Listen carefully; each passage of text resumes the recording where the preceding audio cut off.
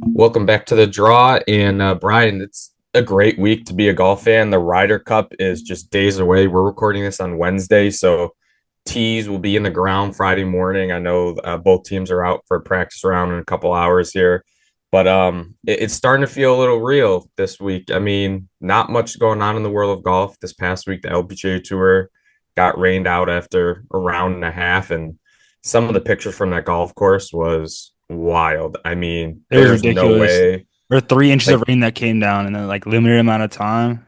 It was yeah, I thought, oh, maybe they'll get 36 or 54. And then I'm like, I don't even know how they do that. So it's not a shock that they cancel it. It sucks because I don't remember last time that happening on either tour. no, I don't remember that Um, either. But like yeah, I mean, I should have looked that up and seen, but it's wild to think Arkansas this time of year has all that rain. I But think, I I mean think the that, tour, I think they handled it the right way. They paid out like a bunch of the players. They had a 3 million prize pool, but they reduced. But with the tournament being canceled, they reduced it to 2. They gave everybody, even if like you were last place, they gave you guarantee. They gave those players guaranteed money, and then they paid out like 1 through 60 or something like that with the prize money. So it ended up the top 2 players that finished, Minami Katsu and Sarah Schmelzel, they took home $186,000 for just one round of golf, which they're not complaining about at all. no, that's like 3 years of my salary. So I'll take that for 18 holes any day. I mean, yeah, and they don't play till I think the first weekend of October. They're kind of off this week. Same with the PGA Tour, no event last week. Obviously, the event this week is the Ryder Cup. The DP World Tour did have an event. It was a pretty exciting finish. For those who didn't see the FedEx Open de France, Michael Kim, one of the PGA Tours, one of the Americans who played in that tournament, one by one. If anyone knows or doesn't know, Michael Kim is one of the best Twitter followers. Absolutely. I mean, his insights, I loved all his major stuff. He like day by day breaks down like from his practice round on Tuesday, like things about the course, things about his swing. His layover Q&As are always great. People are asking him about like clubs and sponsorships and all this, and he does a good thing where he gives tickets away to kids who like are going to the tournament. He sends it. So I mean, I've been following him for like a year and a half, and to see him win, like when he made that putt on 17, I like was like excited, like he was like Justin Thomas or Scotty Scheffler. Like, I mean, he hasn't won since I think it was 2018 or He has like 2017 the John John Deere. Deere, I think, is like only win, Yeah, I and think. he was great college player, teammates with Max Homa at Cal, was on a Walker Cup, and just hasn't really had the pro career many thought. I mean, he's a good PGA Tour player, kind of the ones that you look back and like, oh yeah, like he made 10, $15 million, but just didn't win a lot. But to see him win, I mean, the bunker shot on 18, which again, the golf coverage, like I know we talk about it on the LPGA all the time, not a lot of coverage. I don't know, it was because I was streaming the event on the NBC Sports app, but right as Kim and who was he playing? I think it was Marcus Armitage. They both had Kim had his bunker shot, Armitage had his chip shot like short of the water. They like cut to commercial as they're both addressing their balls. And then I come back and Kim's on the green and Armitage is chipping again. I'm like, oh, that's for par, like great chip. And then the announcer goes, and he has that for double bogey. I go, what happened? And apparently he hit his first chip in the water. Didn't see it because it was just went to commercial. Never saw Kim's bunker shot because of commercial. Again, I don't know if it was a streaming thing. I don't know if I was watching it live on NBC, like on cable, if I would have seen it.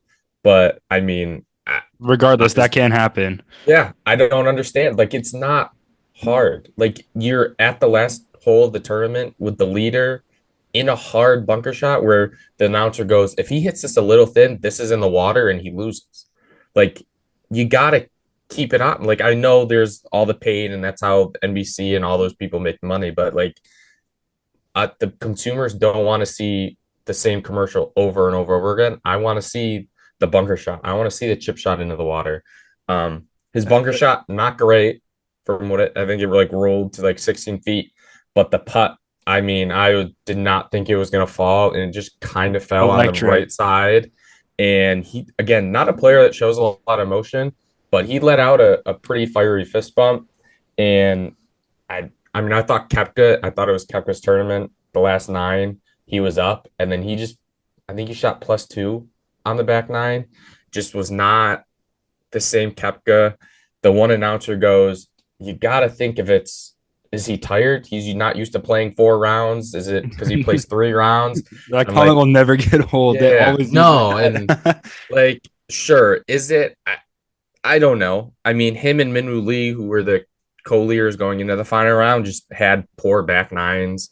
Minwoo Lee made a bogey, I think, on the 14th or 15th hole, and they just never kind of got it going. So good for Michael Kim. I think 7 years between wins. Love that for Michael Again, Kim. yes, He's had a pretty good season this year. I know he was kind of up there on points. He was almost missed that on the top 30 from a Victor Hovland putt. That was yeah, he finished entertaining day 31. on Twitter for sure when that Yeah, went down. But I mean, just missing out, but it was a very good season for Michael Kim. I'm really happy for him. yeah, I know. And he said he's gonna play hopefully over at the Bay Current, the PGA Tour event in Japan, and then I think he said he's gonna play in some of the couple last DP World Tour events now that he won. He's in those. So yeah, good for him. Best finish in his FedEx career. Like you said, he finished 31st. With no wins. And I mean, I know he had a couple runners up and I think he had 4 or 5 top tens.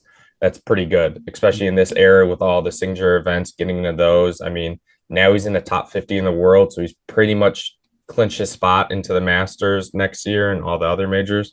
Yeah, I mean, good for a guy who is just no one complains about. People like him. He's great on Twitter.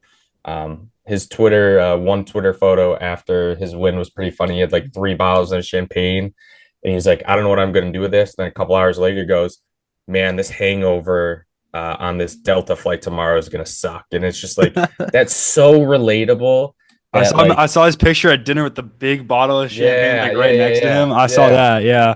yeah. I mean, you're just not going to get that stuff from a Scotty Scheffler, which I don't need to, but it's just the background information. The more we know about their lives, I think the better it is, and the more we can relate to them. All right, so again, the Ryder Cup this week, all the talk is Friday morning, who's going to be alternate shot pairings, foursomes. It's foursomes in the mornings, 4 balls in the afternoon. Usually, the USA kind of dominates the first session last, other than 2 years ago. 2 years ago, In we did not do Yeah, two that. years ago is like an anomaly. Like the last two Ryder Cups before that, the USA came out hot. Like when they lost in France, they started 3-1 and then got smoked in the second session Friday 4-0. So usually the first morning session is where the Americans thrive. Not usually an alternate shot though; it's more a 4 ball. So it's interesting that Keegan Bradley picked the alternate shot first, especially with the Europeans. Like that's kind of like their bread and butter. He has some interesting decisions. I don't know who he's going to send out first. My money would probably be on Scotty Scheffler and Russell Henley, but also, do you want someone more kind of exciting to pump up that first tee and then send Scotty and Russell out second? Do you have an opinion or a thought on who should go out first? No, I agree with you with Scotty Scheffler for now with my four kind of pairings. My first one going out would be Scotty Scheffler. You got the best player in the world, no doubt. Russell Henley will go great with him. But I also another one to think about is sending Bryson DeChambeau out there on the first tee, just driving that green on the first hole. That would set the tone right then and there for the Europeans like, oh goodness, like we're in for a weekend. So either those two I'm cool with. So you can't go wrong with them. Yeah, so I'll read you off again, we're recording this Wednesday, so this is the Wednesday morning practice pairings. I'll give you the USA first. So they're going off the first tee around 9:45 today. The first foursome for the USA is Bryson DeChambeau, Ben Griffin, Justin Thomas, and Cameron Young. Now, throughout the week, those four have been paired together all on Monday and Tuesday as well. So it seems like those four are going to play together in some way or form, whether it's Bryson and JT and Griffin and Cam Young, or JT and Cam Young, or JT and Griffin. I think I would love to see, and I don't think it's going to happen because they're two of the guys that bring the most energy. So I don't think you're going to put them out together. I think a JT and DeChambeau first group off hitting that first tee shot, I think would be absolutely electric. I think you get DeChambeau hitting at first tee. There was the video posted yesterday by the Ryder Cup, him and JT both trying to drive the first green on the first tee. Now JT doesn't have the firepower to get there, but he can get it down there.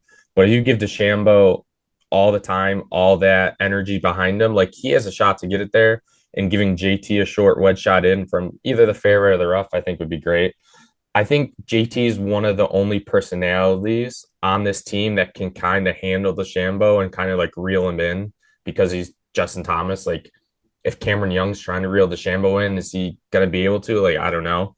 I don't think Keegan's going to do it. I think I'd love to see it as a fan. I would be interested, but I kind of like the Cam Young and Bryson pairing. I think just two bombers, the New York guy, and I think they're both good putters. I I think that would be a very interesting combo. I think out of those four guys, with Bryson and then like the rest of those three, I think that Cam Young would be the best with them. Like obviously, Bryson's amazing off the tee, one of the best in the world. But then his putting, I don't know. I think Cameron Young's short game has been really good the last few months, and I feel like putting Bryson with kind of a short game guy like Cam Young, and who can also hit the ball really far. I think that would be a really good pairing. I don't know because I know Ben Griffin. I don't know if Ben Griffin, his putting recently, we saw with the tournament that Scotty won, where he three putted at the BMW. I think he four putted. Like I don't know Yeah. if I want Bryson DeChambeau with Ben Griffin. No offense to Ben Griffin, but I mean for my ideal pairing, I would want Bryson DeChambeau with a guy like Sam Burns, who is the best putter probably in the field this weekend. And I don't know, personality wise, could not be pretty much more different. Like Sam Burns, kind of a quieter guy. Bryson DeChambeau is the showman. But in terms of skill set, I feel like they complement each other very well.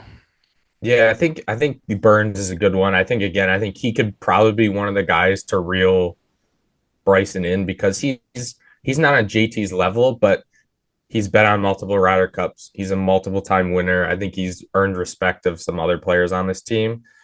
I think as far as the next couple pairings for the USA, I think the only other lock other than Scheffler and Henley for Friday morning is got to be Cantley and Xander Schauffele. Now all week they've been together in a group of four with uh, Patrick Cantley, Xander Schauffele, Sam Burns, Colin Morikawa. That group is going off as the last USA group today. I think Cantley and Xander just make too much sense for Friday morning.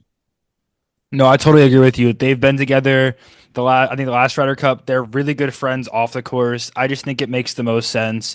Um, I don't know if I'm too confident in them playing like that morning. I don't know. Cantlay kind of turned around recently, but Xander Schauffele, I feel like he's the American I'm the most worried about, which is surprising. Colin Morikawa, Ben Griffin, but I don't know if Xander Schauffele's been at the level that he's kind of needed to be this weekend, over the past few weeks. So I'm a little nervous, but I feel like that pairing, with kind of a familiar pairing, I think that they could do a really nice job on Friday. Yeah, I think if Xander Schauffele plays like I think he's now the fourth player in the world off the world golf ranking.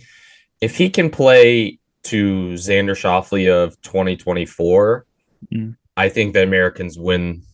I don't want to say easy, but I think they win no problem. If I he agree. plays like this year, I think it's just going to be a lot tougher. I know the injury stuff, and I mean, that's a big part of it. And he was on the Barstool Foreplay podcast the other day. And I listened to him, and he seems to be in a pretty good mindset, especially after having his first kid. And I think the Ryder Cup is maybe just the juice he needs. I think you don't see it a lot, but I think he's a super competitive guy. I mean, you saw it in the majors, you've seen it in past team competitions. I think he'll show up now to the level. I don't know, but I think if he can be somewhere between last year's Xander and this year's Xander, I think I take that. If he can get us 2, 3 points, I'd be happy with that. So, kind of question for you, Nathan. We discussed the first two groups like Scotty Henley and Shoffley and Cantlay, but who would your other two groups be on that Friday morning alt shot? I think my third group. would be DeChambeau and JT. I think they need to come out hot. Like you can't if you're down three or even two where you have two matches and you're down, it's 2-1 or 3-1. Like you just can't do it because that New York crowd will turn on them. Like that's the thing. I'd like. I know some people have talked about it, but if they're down 3-1 going into Friday afternoon, and all of a sudden we look up Friday afternoon and there's more European flags on that board, like those fans are gonna turn against us, and they can't have It could that. get So ugly quickly. yeah. So I think right now, I think my first three pairs would be I think you send JT and Bryson off first. You follow with Scotty and Henley. You follow that with Xander and Patrick. And then the last group, I don't know, this last USA group foursome is Harris English. Or no.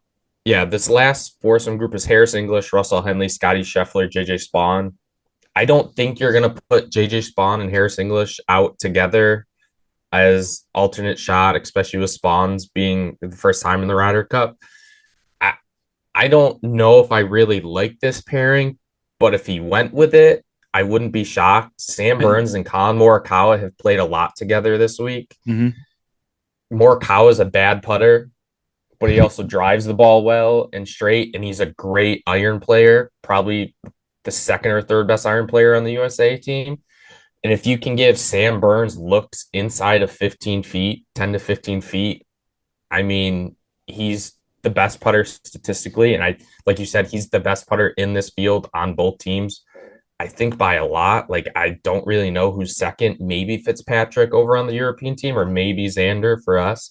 But I think that one, they're veterans. I think Sam Burns has some fire in him, so I think he can get the crowd going.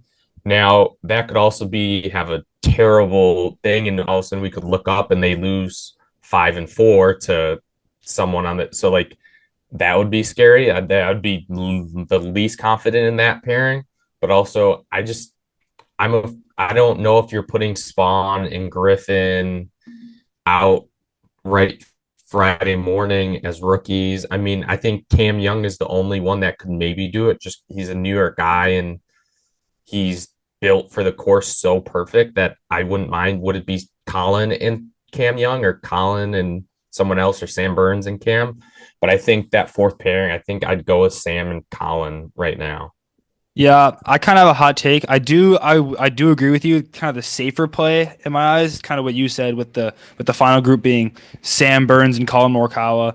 Hit it close. Sam Burns will knock it in. Kind of seems pretty simple, right? However, I've been saying this for weeks now. I think JJ Spawn is so underrated. And right now, my final pairing is JJ Spawn and Cam Young. I think Cameron Young kind of being a local kid, and JJ Spawn has risen to the occasion this season. He won the U.S. Open at Oakmont, which with that ridiculous putt on 18, the leaderboard was stacked. He had to beat he fended off Robert McIntyre. I know Robert McIntyre I think was runner up there. And I think, and he was and then JJ Spawn was also at the Players. He had a playoff with Rory McIlroy. Didn't get it done there. Kind of wrong club selection on 17 there. But I think JJ Spawn can absolutely get it done this week, and I have no problem with sending two rookies to the first tee on a Friday morning at Bethpage Black.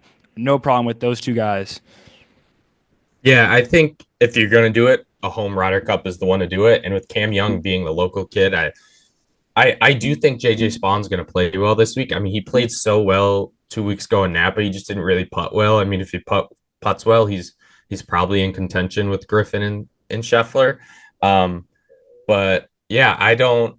It will be interesting to see what Keegan does, because I think he could go a whole bunch of different ways. Like Harris English is a great player. He's played in a Ryder Cup before. Now, when he played at Whistling Straits, he didn't play in any foursomes. He only played four ball. So that's the other thing. I think this alternate shot thing, like you're probably maybe leaning on guys who have done it before. But again, like these rookies have to play. Like you don't want them cold heading into singles. Um, as far as the European goes, I'm gonna guess it's gonna be the same as 2 years ago in Marcus Simone. Hmm. So I completely they, agree. I don't yeah, think so they'll switch it up much. they sent out Rahm and Hatton first group. I think Rahm and Hatton versus DeChambeau and JT, like sign me up. Like I'm waking up at 6:30. I'm watching that tea time. I think that's just too easy for Luke Donald. I think he's too good, and they use so many good analytical stats with the European team. I think those two are just going to play together all week, and I think they have to be the first ones up. They're kind of like the energizer guys on the European team. I mean, Hatton and Rom will take the crap the New York fans, and Oh it yeah, won't they'll give it bother right them. They'll back play well. too. And Hatton, oh, I cannot wait. I'm so excited for Hatton in a New York sports town. I can't. I know there's going to be great quotes for him. I mean, He's I always can't so good for wait. quotes. Yeah, yeah.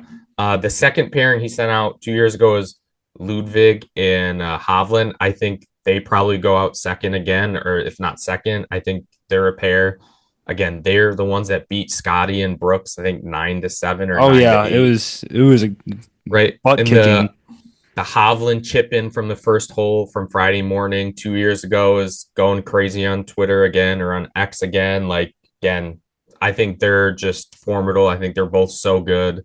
They Again, have they haven't been as good as they have been this season. I think they kind of took they weren't up to their usual standard of Victor yeah, Hovland and Ludwig that's the thing Åberg. is though. But then I was looking and listening. I think Shane Ryan or Shane Bacon said this. Like strokes gained, like Victor Hovland is the European's best iron player, No, he and can't putt. but he's second to only Scotty in the entire 24-man field to Mhm. iron play. So I, like, I mean, as bad as he has, I mean, he won down at the Valspar, but he still has it. And yeah, he bad short game, bad putter, but Oberg should be able to carry that fine. I don't think these greens are going to be super fast. I think they're going to set it up so birdies are made. And again, I think that one, the third pairing is Lowry and Straka. That's the only one I don't see that happening again this year. where I would be shocked if that went out. Looking at their tee times today, Lowry and Straka are paired together with Rom and Hatton. The European team's going off the 10th tee today. So that's the first foursome. So I mean, they are playing together today with Rom and Hatton. I don't know if that's predicting anything or showing anything that Donald's going to do tomorrow. If I'm Luke Donald, I'm probably not putting them both out there, just because both of them are kind of not in form compared to the rest. I think my third pairing would be, I think I'd put Rose and McIntyre. They played a lot of four ball together 2 years ago in Rome.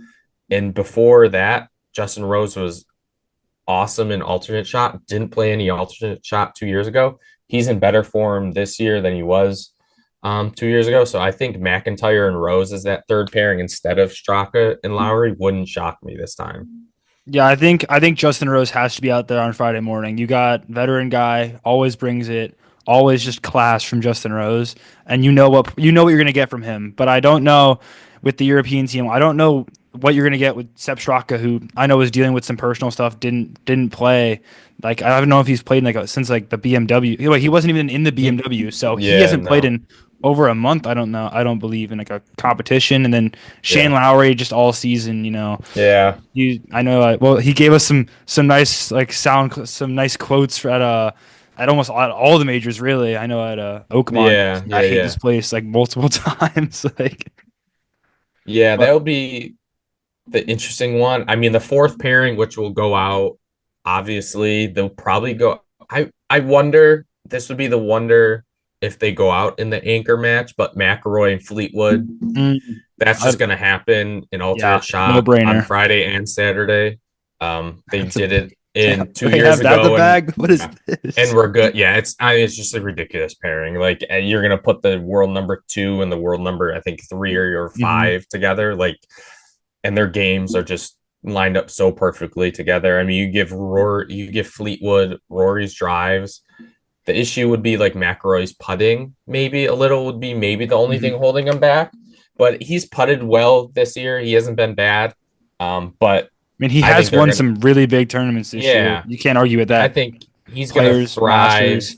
He's gonna thrive in New York. I think I heard a couple of weeks ago at the Walker Cup, he told the Great Britain Ireland team, "Go out and win this. Like we're gonna win at Bethpage." So he's confident. He said it Oh 2 years yeah, ago, and he's been Marco talking a lot of Simone. trash. Yeah, so I mean, I think that one obviously is gonna happen. It's too good. It's just that fourth pairing of Straka and Lowry. Like, could you throw Fitz out there? Like he's played well of late, but he just isn't been that good in the Ryder Cup. And who are you pairing him with? So he's actually in a foursome group for the practice rounds today. It's Matt Fitzpatrick, Victor Hovland, Robert McIntyre, and Rory McIlroy. Just going off 2 years ago, McIlroy and Fitzpatrick played four ball together. So that leads me to think they'll do that again this year. So then it's leaving Hovland and McIntyre maybe as a four ball group or alternate shot group. That would be an interesting pair. So yeah, I don't think Rasmus Hogard plays an alternate shot at all, kind of like his brother. He played best ball or he played the four ball with, I think it was Justin Rose, his brother. So I'm assuming Rasmus will go pair with one of the veterans, whether it's Lowry or Rose in the four ball sessions and get him ready for a singles. I'd be amazed if he gets out there in one of the alternate shot formats. yeah, a player I kind of wanted to focus on this week, who I don't like, not for a good reason, unfortunately, but for the Europeans, I don't know how Robert McIntyre is going to do this week. I just, I don't know if he has it in him mentally for an away Ryder Cup, which is kind of crazy, but I know he is a bit of a complainer. I know a few years ago, 2 years ago, I one of the tournaments, I think it was the Scottish Open. There was like drones flying overhead, and he was whining about some drones. And then at the BMW, people were like talking trash to him. Granted, they did yell in one of his backswings, but he was complaining. And then on Sunday at the BMW, he kind of gave it up to Scotty Scheffler with an American crowd in Baltimore. So I don't know if Robert McIntyre has it like in him to kind of grit up in an away Ryder Cup against some of the top American players. I don't know about him. So I would be careful sending him out like Friday morning, but I mean he'll be all right with best ball, very good putter, good iron player. Like he'll be fine, but I don't know, like I don't know if he's got it in him. That's what I'm saying. Yeah, it's going to be interesting. I think, I mean, I'll ask this to you because I think I have an answer for both teams. If you had to pick a player who we look up on Sunday and they are like, oh, they won 3 points for each team. Do you have a player on each team that kind of like an under the radar, unexpected guy that all of a sudden like is like, oh, like I didn't expect that. Like Yes, I I do. mean, like I, Max Homa, I don't know, was unexpected a couple years ago, but he was probably the second best player on the USA team, and it was his first one in an away one. Mhm. So kind of a guy like that.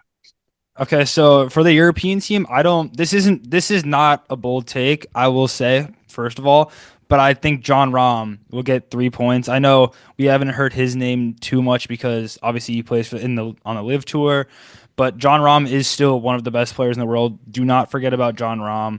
I think John Rahm could get 3 points, very well get 3 points. Let me look up this week at the end of the weekend. And then for the American team, I'm gonna stick with my guy JJ Spawn. JJ Spawn is elite, and you've heard me talk about it so many times, so I will not continue again. But Nathan, what do you think for each team? Yeah, I've listened to some things. I've been watching the live from on Golf Channel, and a lot of people love your pick of JJ Spawn, and I think he'll be good. I he'll probably play 3 times. He'll probably play in four ball both times, and obviously play a singles match. Um, I think for me, for the US guy that I don't know if he's really under the radar because I think he's like fourth in the world now, but I just think like he still doesn't get talked enough about. And I think he's just one of those guys that is just solid. It's Russell Henley. Now he's gonna play with Scotty 3 times, at least twice an alternate shot, I would think, and probably a third if Scotty's going. Like, I'm assuming, like, if Scotty's going out there all four matches on Friday and Saturday, I gotta think Henley's his guy. So I think just by default, like playing with the world number one, but Yeah, like I agree. he's good on himself. Like he doesn't need Scotty to like win, and he's just like that Georgia Bulldog guy, like not afraid. He's gonna look at the Europeans and be like, I don't care who you are, whether you're Rory McIlroy, Fleetwood, like I'm gonna take you down. I Mhm. think he could play. I think he's just so pure with his irons and his putter. If he can drive the ball. He drives it accurate. He's not going to hit it far, which could maybe be the downfall in his game for this. But I think him I would argue he and is the most slept on player in the field. He's just yeah. Russell Oh just goes yeah. out there and goes Yeah. out there and just does his job. You don't not a Yeah. big personality, but he's great. And then continue for European picks. Yeah. I think the European, which I think I'm less confident in this one than the Russell Henley, just because he had a good start to the year, but he just kind of hasn't been good in a while. Not he's been good, but not like it's like, oh, this kid is like legit. Like I think Ludwig Oberg, like there's something about him. Like 2 years ago, he was great as a rookie, and now 2 years later, like he's better. He's won multiple times. He has experience. He has the most picturesque swing ever. I mean, I was watching some footage from the Ryder Cup Europe Twitter account. I mean, if you look up textbook swing, like it's him and Adam Scott. And He I just does. think, I agree. He does seem like a robot at times. Just how good yeah, consistent and he is. I'm worried about who he plays with maybe. Like if Victor isn't good, like is he kind of put in difficult positions? But like I think he's like sneaky. Like if he goes and he's like 3-0-1 or something, or like 3-0-2, or I don't know if he'll play five. He'll probably play 3 or 4. But like I think he could be a guy that like this team Europe is built on for the next couple of years. Like as some of these guys get older, like McIlroy's older, he still has tons of Ryder Cups left. Fleetwood, who knows? Rahm's older, Hatton's older, Rose Rose. can't Yeah. be. Like, and this was the whole thing. Luke Donald picking him 2 years ago is like he's gonna be like the face of this team soon. And like again, he won at I think it was the Genesis this year. He hasn't played well since then, really. I mean, he's played better as of late, but I think looking up and if he wins 3.5 points, I'd be like, yep, that makes sense. Yeah, I agree with you. Yeah, so check it out. Let me look up the tea times real fast. As I do that, do you have anything else as we wrap up? I got nothing right now. No, I lied. I do. I'm actually traveling to Scotland this weekend, so hopefully I can go to a pub and kind of chirp some Europeans over there while the Americans hopefully backing me up over here. I Boy, should. I wish for your sake, I wish the Ryder Cup was over in Europe because that would be such a cool experience. I'm like, I jokingly told my fiance when they announced that Ireland was the Ryder Cup host in 2027, I'm like, hey, you want to go in Ireland in 2.5 years? And she was like, what for? I'm like, the Ryder Cup. She didn't buy it I though. gotta hope my girlfriend lets me watch a little bit of it. Yeah. Oh yeah, I told my fiance, I'm like, yeah, don't try talking to me today or for the next 3 days because I'm taking the day off Friday of work to watch all day. So the first tee round of tee shots were going to be hit around 7 a.m. on Friday. They'll have whoever the first pairings are out, and then they're kind of like I think it's like 12-minute increments, and then they'll have the second one in the afternoon. I think after the last group finishes, I think it's about an hour before they let the guys get lunch and change. I'm going to be curious to see how many of them go right back out. So Friday and then Saturday, same time. Singles don't go out on Sunday till noon, so you get to sleep in a little on Saturday on Sunday for the singles matches. Again, on NBC Golf Channel, NBCSports.com. You can watch them on the RyderCup.com too as well. Mhm. Again, check out our website. I know there's not many tournaments out, but we'll have Ryder Cup daily recaps that I'm going to be writing about each match, each day, Friday, Saturday, Sunday. There's some other things that we posted, some interviews that we got out last week. Continue to like, subscribe on our YouTube channel. Again, comments. Who do you want to hit the first tee shot for Europe? Who do you want to hit the first tee shot for USA? Other than that, I think we're all set. Brian, before we go, prediction: USA or Europe? Oh, my brain says Europe, my heart says USA. I'm gonna go with USA. Bring it home, boys. Let's go. I'm gonna be the traitor here, and I think Team Europe wins by 1.5 to 2 points. I do. They're built for a team to win an away Ryder Cup team, if there's been a team that's perfectly built for it, I think it's this team with 11 of the 12 guys who won 2 years ago. And literally, they have 12 guys with the same DNA from 2 years ago. It's literally a first name that's the difference. Rasmus and Nikolai are pretty much the same player. And I think Luke Donald is a great captain. I do think Keegan will get the best out of the USA, but I think Team Europe does it.